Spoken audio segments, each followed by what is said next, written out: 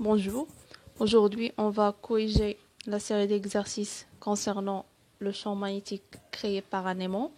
Le premier exercice, on a deux aimants, un aimant au point A et un aimant au point B, ou bien un aimant 1 et un aimant 2.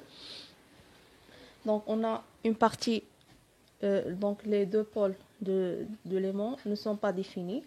On a la partie foncée, c'est toujours le pôle nord. Donc le pôle nord, c'est la partie foncée ici. Et le pôle sud, c'est l'autre pôle. C'est la même chose au point là. La première question, c'est de représenter pour chaque aimant les vecteurs champ magnétique B1 et B2 au point A. Donc pour le premier aimant, pour tracer le vecteur B1 au point A, on imagine toujours une boussole à ce point-là, une boussole. Donc, puisque celui-là, c'est le pôle sud, donc on aura le pôle nord de la boussole, ici. On aura un pôle nord et le pôle sud, c'est de l'autre côté.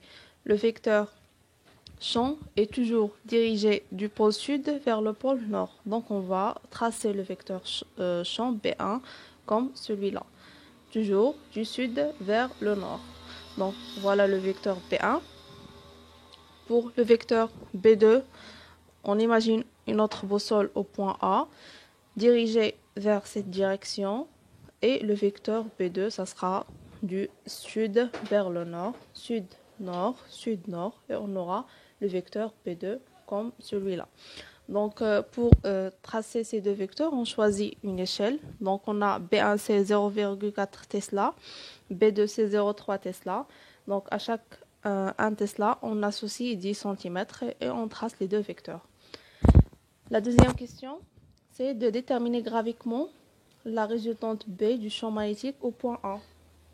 Donc, la résultante, le champ total, ça sera la somme vectorielle de ces deux vecteurs, donc le premier et le deuxième, de telle sorte à avoir un parallélogramme. Donc, on aura le vecteur B, c'est la somme vectorielle de ces deux vecteurs B1 et B2.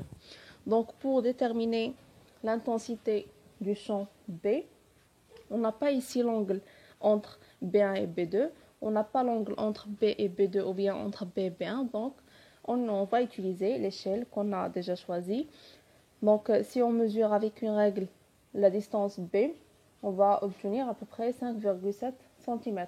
Donc, la règle de 3 va nous donner l'intensité B du champ total, c'est à peu près 0,57 Tesla. Donc, la troisième question, c'est de dessiner l'orientation d'une boussole qu'on placera, ou bien qu'on placerait au point A.